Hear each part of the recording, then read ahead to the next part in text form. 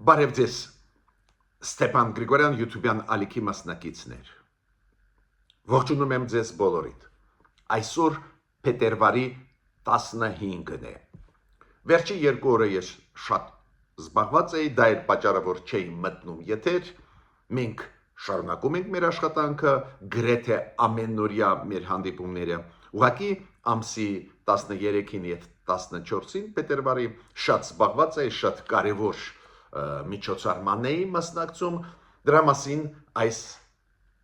կարևոր աշխատանքի մասին անպայման մենք ձեզ հետ կխոսենք վաղը չէ մյուս օրը։ Բայց այսօր ես ուզում եմ շոշափել անչափ կարևոր մեր նաև ապագայի համար մի քանի միջոցառումների մասին, մի քանի քայլերի մասին, որոնք արված են եւ աշխարհով մեկ եւ Հայաստանի կողմից։ Մյունխենում այսօր ավարտվում է երեկօրյա շատ կարևոր Մյունխենյան շատ հայտնի անվտանգային ֆորումը։ Այդ ֆորումին մասնակցում են տարբեր երկրների ղեկավարները, մեր ղեկավարները նաև միշտ մասնակցում էին այս ֆորումներին։ Ինչքան գիտեմ, այս ֆորումին այս անգամ Նիկոլ Փաշինյանը չէ մասնակցել, ինչքան գիտեմ, բայց այս ֆորումը, որը անցնում էր այս վերջի 2 օրը ու երրորդ օրը այսօրն է վերջի օրը, այս ֆորումը շատ կարևոր ֆորում է։ Իլհամ Ալիևը նախագահան Ադրբեջանի մասնակցեց այս ֆորումի աշխատանքներին եւ ունեցավ ելույթ։ Պանելային նիստերից մեկում ունեցավ ելույթ, շատ կարևոր մեսիջներ ուղարկված էին իր կողմից դեպի Եվրոպա, դեպի Միացյալ Նահանգներ, դեպի Հայաստան։ Անպայման այսօր դրա մասին պետք է խոսենք, նաեւ պետք է ասեմ, որ այս ֆորումին մասնակցում է Ուկրաինայի նախագահան այդ աշխատանքներին պարոն Զելենսկին, նաև մասնակցում է Միացյալ Նահանգներից պետքարտուղար Մարկո Ռուբիոն ու արված էին լրջագույն հայտարարություններ, որոնց մասին անպայման մենք այսօր պետք է խոսենք։ Նաև ուզում եմ խոսել Նիկոլ Փաշինյանի մի քանի կարևորագույն հայտարարությունների մասին կապված TRIP ծրագրի հետ, կապված հայ-ռուսական հարաբերությունների հետ, ստեղել մենք այսօր պետք է անպայման ծավալվեց քննարկենք։ Ինչ է դա նշանակում, այդ մեսիջները, ինչ հետևանքներ կունենան, եւ պարզ է մի քանի խոսք ես այսօր կասեմ նրա մասին, ինչ է նշանակում, որ Գարեգին երկրորդի դեմ մեր դատախազությունը Հայաստանի գործ հարուցեց։ Որն է գլխավոր պատճառը։ Ուրեմն սկսում ենք մեր այսօրվա աշխատանքը, ինչ ասեց պետքարտուղարը Միացյալ Նահանգների Մարկո Ռուբիոն։ Ասեց, որ աշխարհը նախկին աշխարհը, հին աշխարհը չկա, նոր աշխարհ է։ Նոր աշխարհակարգը սկսվում է ձևավորվել։ Հիշում եք, մենք ձեզ հետ վերջի ժամանակներս բազմիցս անդրադարձել ենք նրան, որ իրոք ՄԱԿ-ի ինստիտուտը, ՄԱԿ-ի անվտանգության խորհուրդը իրոք չեն կարող էֆեկտիվ աշխատել։ Տարբեր պատճառներով, նաև այն պատճառով, որ Միացյալ Նահանգների ղեկավար Դոնալդ Թրամփը ուզում է ավելի ակտիվ աշխատել աշխարհի հետ, մտցնում է շրջանառության մեջ աշխարհում տարբեր թեմաներ, տարբեր խնդիրներ, տարբեր խնդիրներ, որոնք ակնհայտ է չի կարող լուծել ՄԱԿ-ի անվտանգության խորհուրդը ու հենց Թրամփի նախաձեռնությունն է ստեղծել նոր միջազգային ինստիտուտ, որը ինքը անվանեց Խաղաղության խորհուրդ, հիմքը դարձավ հենց Գազայի այս կոնֆլիկտի, Գազայի հետ կապված կոնֆլիկտի լուծումը հիմքը դարձավ, բայց դրանից հետո հայտարարվեց, որ դա կլինի մեծ միջազգային կառույց, ինստիտուտ, որը իր վրա կստանձնի կոնֆլիկտների լուծումը, ապահովել աշխարհով անվտանգությունը, այդպես կձևակերպեմ, որ աշխարհը փոխվում է։ Հին աշխարհակարգը այլևս չի աշխատում ու շատ ուրախ էի, երբ որ դրա մասին խոսեց այս Մյունխենյան կոնֆերանսում Մարկո Ռուբիոն։ Անչափ կարևոր է, երբ որ պլանները, որոնք սկսեցին իրականացվել, նաև հաստատվեն այս հզոր երկրների ղեկավարների կողմից։ Մենք ճիշտ վերլուծել ենք, ճիշտ կանխատեսում ենք, բայց նաև կարևոր է այս լսել հեղինակների կողմից։ Ինչու՞, որ մեր պետությունը, մեր կառավարությունը adekvat ու ժամանակին արձագանքի այդ ռեալություններին։ Բացի դրանից Մարկո Ռուբիոն պարզ է խոսեց նրա մասին, որ կհանդիպի Զելենսկու հետ ու դուք գիտեք այնտեղ հանդիպումներ կային, շատ կարևոր Ուկրաինայի հետ կապված մեսիջներ, ոնց պետք է լուծվի։ Նաև Մարկո Ռուբիոն իր ելույթում նշեց, որ Հունգարիայի ու Սլովակիայի հետ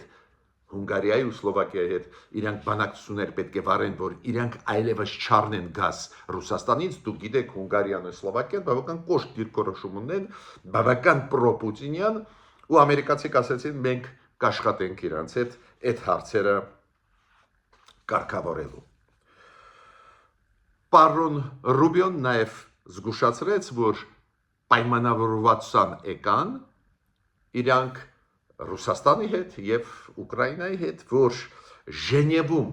կանցնեն հերթական բանակցությունները երակողմ։ Միացյալ Նահանգներ, Ռուսաստան, Ուկրաինա։ Հենց Ժենևում փետրվարի 17-ին։ Ինչ ուշագրավ բան ասեց Մարկո Ռուբիոն նաև երբ որ անդրադարձավ Ուկրաինա-Ռուսաստան այդ պատերազմի թեմային։ Ինքը ասեց Ռուսաստանը համաձայնվեց Ժենևի հանդիպմանը, բայց մենք չգիտենք ինչքան լուրջ են իրանք տրամադրված խաղաղության հետ կապված։ Այդ խոսքերը շատ արժեքավոր խոսքեր են, քանի որ մենք հաճախ լսում ենք Միացյալ Նահանգներից, որ նաև Դոնալդ Թրամփից, որ փայլուն է, ռուսները ուզում են, Պուտինը ուզում է խաղաղություն եւ այլ։ Հիմա Պուտինը այդքան հաճախ խափում է Թրամփին, որ զգուշավոր են ամերիկացիք։ Հիմա Մարկո Ռուբիոն ասում է, դե իրանք համաձայնվեցին բանակցություններին, բայց մենք չգիտեն ինչքանով լուրջ են տրամադրված, որ խաղաղություն լինի։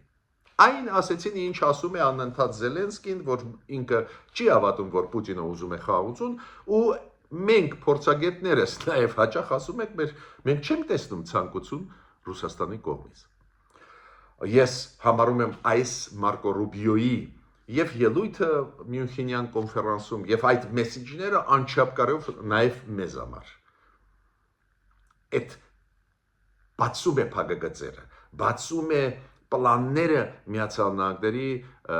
ինչ են անում։ Ու դա է պատճառը, որ հիշում եք, ես ողջունել եմ, որ Հայաստանը համաձայնվեց մասնակցել խաղաղության խորհրդի նիստին, որը դուք գիտեք, անդրանիկ նիստը կլինի փետրվարի 19-ին։ Մենք հիմնադիր անդամ դարձանք այն ինստիտուտի, որը ստեղծեց Դոնալդ Թրամփը, որը կարող է այո փոխարինի ոչ թե ՄԱԿ-ը, շատերը ասում են ՄԱԿ-ը, ես չեմ համաձայն չեմ այդ դիրքորոշման, հենց կփոխարինի ՄԱԿ-ի անվտանգության խորհուրդը։ Հիմա ինչ վերաբերում է Գարեգին II-ին։ Դուք գիտեք, դատախազությունը գործ հարուցեց, Գարեգին II-ի այդ գործը կապված է այլ եկեղեցականների հետ կապված, համարվում է, որ Գարեգին II-ը մեր դատախազությունը համարում է, որ ինքը խոչընդոտում է դատարանների որոշումը, որ իրականացվեն, ու Գարեգին II-ին թույլ չի տրվում այդ քրեական գործը, որը իր դեմ հարուցվեց, իր մեջ պարունակում է սահմանափակում։ Ինքը իրավունք չունի դուրս գալ Հայաստանից։ Դուրս գալը Հայաստանից արգելվում։ Դուք գիտեք, որ 18-ին թե 19-ին Ավստրիայում նախատեսվում էր մեր բարձրագույն հոգևոր խորհրդի նիստը, եպիսկոպոսների նիստը նախատեսվում էր Ավստրիայում, եթե չեմ սխալվում, դա կամ 18-ին, կամ 19-ին փետրվարի պետք է լիներ, ու Գարեգին II-ին հիմա դուրս գալը երկրից արգելված է։ Պարզ է, Մայրաթոր Էջմիածնից արձագանքեցին, դատապարտեցին այդ որոշումը, համարում են, որ դա միջամտությունն է ներքին գործերի մեջ, հայրաքելական եկեղեցու։ Նիկոլ Փաշինյանը անդրադարձավ այս թեմային։ Նիկոլ Փաշինյանը ասում է, որ մենք թույլ չենք տա, որ մայր աթոռը տեղափոխվի Հայաստանից դեպի դուրս։ Կաթողիկոսությունը ինքը ասեց մենք թույլ չենք տա, որ դուրս բերվի Հայաստանից, բացի դրանից ինքը ասեց, որ էջմիածնի գանձերը չպետք է դուրս գան Հայաստանից։ Նու դա շատ լուրջ մեղադրանք է Գարեգին II-ի նկատմամբ եւ իր շրջապատի նկատմամբ, քանի որ վարչապետը ասում է, որ ոչ թե իրանք ժողովը ուզում են դերսում անցկացնել, նաև պլանավորում են դուրս բերել մայրաթորը կամ կաթողիկոսությունը Հայաստանից։ Այդ լուրջ հայտարարություն է, նայենք ոնց են զարգանալու իրավիճակը, միանշանակ կարող եմ ասել, որ իրոք անթույլատրելի է, ես կասեմ այդպես, որ մայր աթոռը դուրս բերվի այլ երկրներում, որ մեր հայրաքելական եկեղեցու կենտրոնը կառավարման, այդպես ձևակերպեմ, կենտրոնը լինի դրսում։ Իրոք դա անընդունելի է, ուրիշ բան է, պլանավորում էր Գարեգին II-ը դա թե ոչ, այն որ պլանավորվում էր եպիսկոպոսների ժողով անցկացրել Ավստրիայում, պարզ է առաջացրեց կասկածներ շատերիս մոտ, նաև ղեկավարության մոտ Հայաստանի։ Հիմա Նիկոլ Փաշինյանը նաև անդրադարձավ անչափ կարևոր հարցին, որը մեզ բոլորիս հուզում է։ Ինչ է լինելու երկաթգծերի հետ Հայաստանի։ Քանի որ տրիպ ծրագիրը Դոնալդ Տրամփ անչափ կարևոր է հայ ժողովրդի համար, ու կարծես թե Մեղրի երկաթգծի վերականգնումը ոչ մի խոչընդոտ չի ունենալու, կարծես թե ստեղ ամեն ինչ նորմալ է, աշխատանքները կարծես թե կամաց իրականացման փուլ են տեղակողվում, էտել պարոն Վենսի այցելությունից հետո Հայաստան, կարծես թե ստեղ ամեն ինչ լավ է, բայց այլ հատվածները շատ կարևոր են Հայաստանի համար։ Թե չէ հակառակ դեպքում կստացվի, որ Տրամփ ճանապարհը, որը կարևոր է կյանքի պես է մեզ պետք, բայց առաջերտին կծառայի այլ խաղացողներին։ Կբացվի ճանապարհ Կենտրոնական Ասիա, Ադրբեջան, Հայաստան, Նախիջևան, Թուրքիա, Եվրոպա, շատ լավ։ Բայց մեզ բացի այս ճանապարհից, որը նաև մեզ կտա շատ ու շատ մեծ խաղաքարտեր միջազգային մակարդակով, բայց մեզ պետք է որ ապաշրջափակում նաև գնա Հայաստանի ներսում։ Ու այս դեպքում անչափ կարևոր է օրինակ երասխից հատվածը, երասխ սադրակ հատվածի վերականգնումը, ախուրիկում այդ հատվածում Հայաստանի, որը Գյումրի ղարս երկաթգծի շատ կարևոր կարճ հատված է, բայց շատ կարևոր, որը պետք է վերականգնել։ Նույնը Իջևան Ղազախ դեպի Ադրբեջան այն հատվածը հայկական կողմում, որը պետք է վերանորոգվի։ Ստեղ Ռուսաստանը հիմա սկսեց ասել, մենք պատրաստ ենք վերականգնել, կասկածում են, որ իրոք ուզում են, բայց այդտեղ ուրիշ խնդիր պարզվեց։ Ու շատ կարևոր է, որ այդ խնդիրների մասին խոսեց երեք Նիկոլ Փաշինյանը, երեք չարաչորը։ Երեք չարաչորը Նիկոլ Փաշինյանը խոսեց լրագրողների հետ հանդիպելիս, խոսեց, որ շատ կարևոր ու դրական կլինի, որ այս ռուսական երկաթգիծը, հարավկովկասյան ռուսական երկաթգիծը, որը ունի կոնցեսիան Հայաստանում երկաթգծերի վրա, այդ կոնցեսիան կոպիտ ասած ծախի տա այլ պետության, որը բարեկամական հարաբերություններ ունի, օրինակ, միաժամանակ եւ Հայաստանի եւ Ռուսաստանի հետ, որ Ռուսաստանում կասկածներ չառաջանան։ Ստեղ ակնարկ գնում է օրինակ Ղազախստանի վրա, այլ երկրների, ինչու, քանի որ Ռուսաստանի երկաթգծերը կոշտ սանկցիաների տակ են, եւ Ամերիկայի, եւ Եվրոպայի կոշտագույն, ու ուրեմն նույնիսկ եթե իրանք վերականգնեն օրինակ երասխ սադարակ այդ հատվածը հայկական մասով ընկած, ու մենք կարողանանք ուղիղ երկաթգծային կապ ունենանք Ադրբեջանի հետ, քանի որ սանկցիայի տակ է երկաթգիծը Ռուսաստանի, դա չի կարող աշխատել։ Այլ խոչընդոտներ հենց Ռուսաստանի սեփականություն, ոչ թե սեփականություն, կոնցեսիայի մեջ գտնվող մեր երկաթգծերի մասերը այլ խոչընդոտների ռաստ կգան։ Ու Նիկոլ Փաշինյանը ասաց, որ դա հիմա գերակշռող կարծիք է, որ Տրամփ երկաթգիծը ստեղ խնդրեմ չկա, մեղրի երկաթգիծը կարող է վերականգնվել, օգտագործվել, խնդիր չկա, բայց այնտեղ, որտեղ որ կոնցեսիա է Ռուսաստանի մեր երկաթգծի վրա, Ռուսաստանի հարավ-կովկասյան երկաթգծի մասին է խոսքը, ստեղ լուրջ խոչընդոտի Հայաստանը ռաստ կգա եւ Եվրոմիության հետ, եվրոպական երկրների ամենահզոր երկրների հետ եւ Միացյալ Նահանգների հետ։ Հիմա, քանի որ կյանքի պես հենց այս մասն է մեզ պետք։ Եվ մեղրի ճանապարհը անչափ կարևոր է, բոլորս հասկանում ենք, մենք մտնում ենք մեծ խաղերի մեջ, տրանսպորտ կոմունիկացիոն դերը կբարձրացնի, բայց մեզ նաև պետք է ապաշրջապակում երկրի ներսում։ Ուրեմն շատ լավ առաջարկ արեց Նիկոլ Փաշինյանը, կասկածում եմ, որ Ռուսաստանը կարձագանքի դրական, Ռուսաստանը ասում է, չէ, մենք պատրաստ ենք վերականգնել այդ հատվածները, երասք սադարակ կամ ախուրիկի ուղղությամբ, մենք պատրաստ ենք վերականգնել։ Ես համոզված եմ, որ պատրաստ չեն վերականգնի, բայց ցանկացած դեպքում ֆորմալ իրանք ասում են պատրաստ ենք,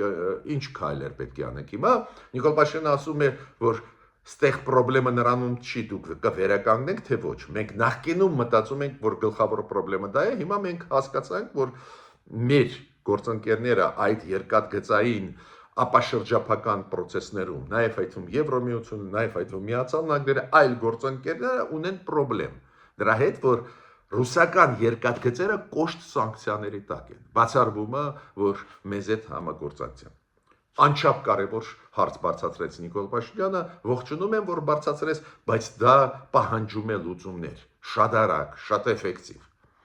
Հիմա Ռուսաստանը իր ձևով է պատասխանում։ Մի կողմից ֆորմալ ասում է մենք պատրաստ ենք վերականգնել, իմանալով, որ ոչ ոք մեզ հետ նույնիսկ վերականգնումից հետո չեն աշխատի, քանի որ մեր երկաթգիծը կոնցեսիայի մեջ է ռուսական։ Բացի դրանից իրենք ուրիշ բան են ասում։ Փոխվարչապետ Ռուսաստանի Ալեքսեյ Օվերչուկը, ում լավ ենք ճանաչում, ինք ասում է, ինչու՞մ է խնդրեմը, խիեք օրթանգե։ Հայեր Վրաստանով երկաթգիծը կվերականգնենք, վերջ, ինչ խնդրեմ կա։ Սոչիով մտնում է Աբխազիա, Աբխազիայով Վրաստանով մտնում է Հայաստան, էլ ինչ խնդրեմ կա։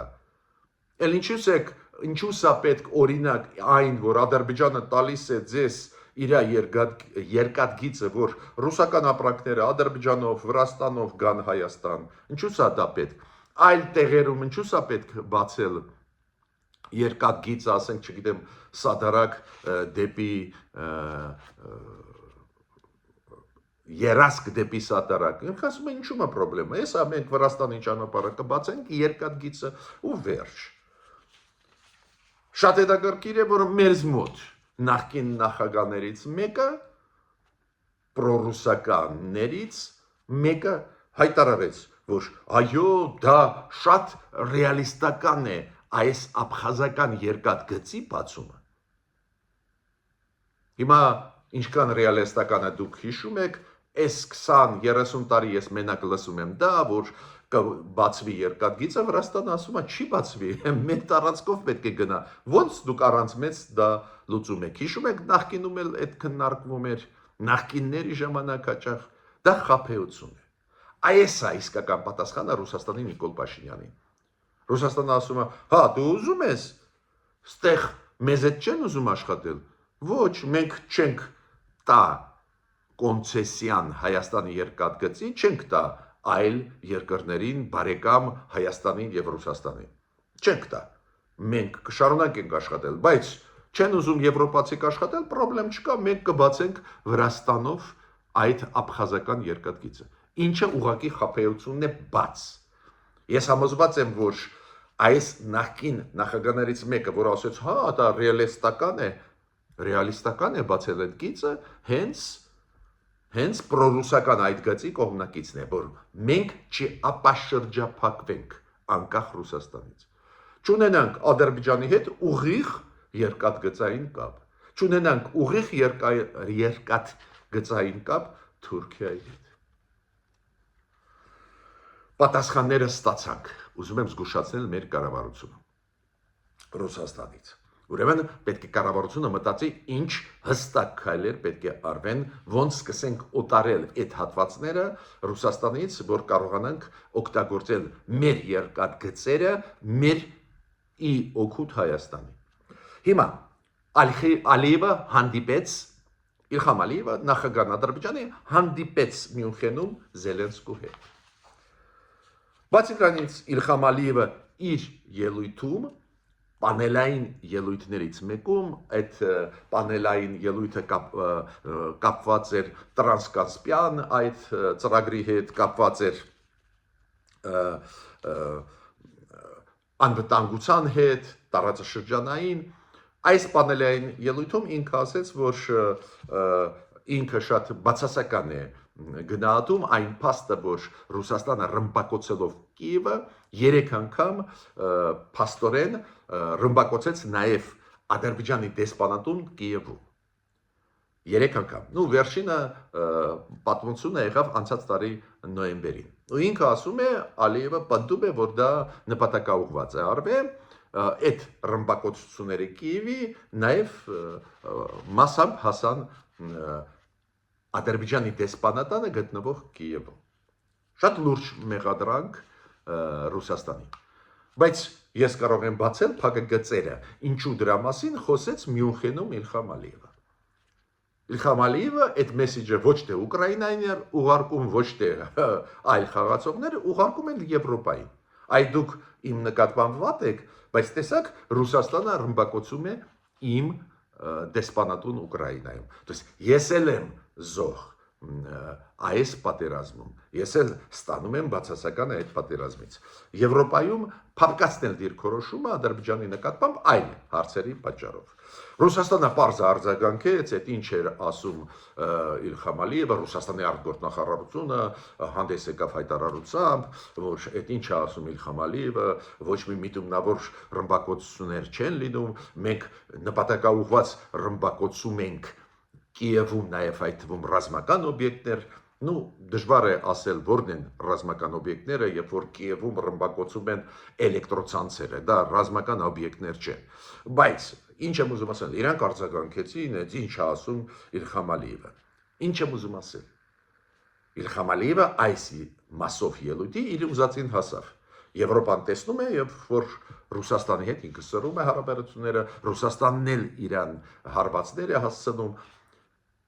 որ Եվրոպայում իր նկատմամբ փոխվի կարծիքը։ Բացի դրանից Եվրոպայում Մյունխենի կոնֆերանսում իր ելույթում Իլհամ Ալիևը խոսեց հայ-ադրբեջանական այդ խաղաղության process-ից, շատ բաներ ասեց, որ հիմա մենք մեր ճանապարհները բացեցինք Հայաստանի համար, ապրանքները Հայաստանի կարող են դուրս գալ կամ ապրանքները տարբեր երկրներից կարող են մտնել Հայաստան Ադրբեջանի տարածքով, Ադրբեջանի երկաթգծերով, Վրաստանի երկաթգծերով Այս բաներն էլ ասեմ ձեզ օգտագործում եմ մենակ տրիպ ուղի, եզրույթը միայն տրիպ ուղի, ոչ մի ուրիշ բառեր չեն օգտագործում, այդպես կոչված Զանգեզուրի միջանցք չեն օգտագործում, ասում եմ, դա տրիպ ծրագիրն է, ստեղ ինքը եւ մեսեջ ուղարկում էր Եվրոպա, տեսակ մենք համագործակցում ենք Հայաստանի հետ եւ Ամերիկա, տեսակ մենք դա ընդունում ենք դերը Միացյալ Նահանգների տրիպ Որն է մասը, որը կարող է մեզ մտահոգել մասամբ։ Օրինակ, ինքը ասում է Իլհամ Ալիևը, որ այդ պայից, որ Հայաստանը փոխի իր սահմանադրությունը ու տարածքային նկարտումները մեր նկատմամբ չլինեն, դուք հիշում եք այդ պատմությունը, ինքը ուզում է, որ հռչակագիրը անկախության անջատվի մեր սահմանադրությունից ու այդ դեպքում ամեն ինչ լավ կլինի, ես կստորագրեմ խաղաղության պայմանագիրը։ Այդ մեսեջները ինքը ուղարկեց, պարզ է, տրամադրելու եվրոպացիներին, որ մեզ համոզեն, հայեր, դե փոխեք ձեր սահմանադրությունը, ամեն ինչ լավ կլինի, իդեպ ասեմ ձեզ մեր իշխանությունները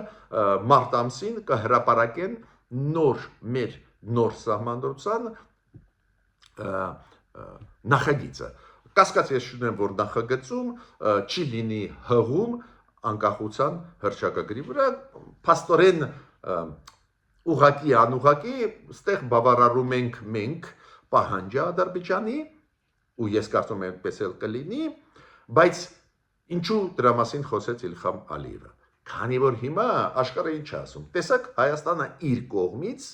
քայլեր անում է։ Հայաստանը համաձայնվեց Մինսկի խումբը փակել ԵԱՀԿ-ի։ Հայաստանը տեսակ գնաց նրան, որ փոխում է սահմանադրությունը, նաև դա պետք է Հայաստանին այլ պատճառներով, բայց նաև ձեր առաջարկությունները կամ պահանջները հարգելով նաև գնում է այդ քայլերի, դուք էլ արեք քայլեր, դուք գիտեք քայլերից մեկը, որը պահանջում են եւ պահանջեց Վենսը գտնվելով Բաքու եւ պահանջում են եվրոպացիք, ստորագրեք խաղաղության պայմանագիրը։ Տես նախաստորագրածը քիչ է, ստորագրեք ու կար կոնցեպտ մոտեցում, որ Ալիևը հիմա միջև մեր ընտրությունները վերջնական կստորագրի խաղաղության պայմանագիրը, վավերացումը թողնելով մեր ընտրություններից հետո, հիմա Ալիևը չի ուզում այդ քայլը անի, ուզում է շարունակել այս նախապայմանային կոնցեպտը իր նախապայմանները, շարունակում է ոչ թե այդ կամ կոշտ ինչքան նախկինում, բայց ինքը ասում է ավելի մեղմ ձևով, ինչու՞ է խնդրեմը, թող փոխեն սահմանադրությունը, մենք նույն պահին կփոխենք կստորագրենք խաղաղության պայմանագիրը։ Ես այստեղ պետք է ասեմ մենակ մեկ բան։ Ասել եմ միջև այդ ու կրկնում եմ։ Խաղաղության ծրագիրը կառավարության իրոք շատ լավն է։ Ճիշտ է, ճանապարհը համբերատար, նույնիսկ այս ձևի հայտարարությունների նկատմամբ ցուցաբերել մեղմ արձագանք, ի վերջո ինչ ասաց Իլհամ Ալիևը, ասաց գիտեք ինչը, փոխեք սահմանադրությունը, ես էլ կստորագրեմ խաղաղության պայմանագիրը, բայց ես միշտ ասել եմ, միշտ հակակշիռների ինստիտուտը պետք է օգտագործենք, հակակշիռների մեխանիզմը։ Մենք կարող ենք հիշեցնել, որ իրանց սահմանադրությունն էլ մեր նկատմամբ իր մեջ ունի նկարտումներ, մեր տարածքային ամբողջականություն։ Դուք էլ ձերը փոխեք, շատ լավ կլինի։ Ես այդ վաղուց ասել եմ, բայց ժամանակը ցույց տվեց, որ կառավարության դիրքորոշումը այնուամենայնիվ արդյունքներ բերում է, այն փաստը, որ Ադրբեջանը օրինակ բացեց իր տարածքը մեր ապրանքների համար, իր երկաթգծերը, իր ավտոմոբիլային ճանապարհները լրջագույն քայլ է, այդ իմաստով ես ուզում եմ ասել, որ քաղաքականությունը ընդհանուր առմամբ ճիշտ է, բայց ես օրինակ կկիրառեի այդ մեխանիզմը։ Լավ։ Մենք պատասխանում ենք Ալիևի ելույթին, ասում ենք շատ լավ, հասկանում ենք քեզ, տեսար, մենք գնացինք սահմանադրության փոփոխության ճանապարհով։ Բայց դու էլ հիմա գնա սահմանադրության փոփոխության ճանապարհով, որ մենք կարողանանք մեզ մոտ սահմանադրական փոփոխություն իրականացնենք։ Սահմանադրությունը փոխել, դա պահանջում է հանրաքվեի արդյունքները այդպես հեշտ չենք կարող ասել, որ բոլորը կհամաձայնվեն դրան։ Մյուս հարցը, պարզ է, Ալիևը բավական կոշտ արտահայտվեց հայ գերիների, ովքեր գտնվում են Բաքվում, հենց նախկին Ղարաբաղի ղեկավարների նկատմամբ կոշտ դիրքորոշում, ասեց, որ իրանք հանցագործ են, հանցագործություն կատարել են մարդկության դեմ, շատ խթացրեց այդ պատկերը։ Ես ստեղ էլ պետք է ասեմ, որ մենք պետք է հետևողական ստեղ աշխատենք, քանի որ գերի ընկած հայերի հարցը ոչ թե հրապարակային աղմկոտ արձագանքներով, այլ հանգիստ աշխատանքով պետք է լուծվի։ Ես կարծում եմ, որ Իլհամ Ալիևը այդ թեման այդպես սուր դնելով, նույնիսկ Նյուրնբերգյան process-ի հետ համեմատելով, անհամեմատելի բաներ են, չեմ հասկանում ինչու ինքը դա ասեց, բայց ստեղ շատ կարևոր նյուանս կա։ Պարոն Վենսը գտնվելով Բաքվում բարձրացրեց հարցը հայ գերիների։ Դուք գիտեք, ինքը դրա մասին ասեցի եւ Երևանում կբարձրացնի եւ մեկնելուց Բաքվից ինքը ասեց, ես քննարկել եմ այդ հարցը։ Ամերիկացիք ասում են, զգուշացնում են Իլհամ Ալիևին, որ 907-րդ բանաձևը չի հանվի։ Չի հանվի,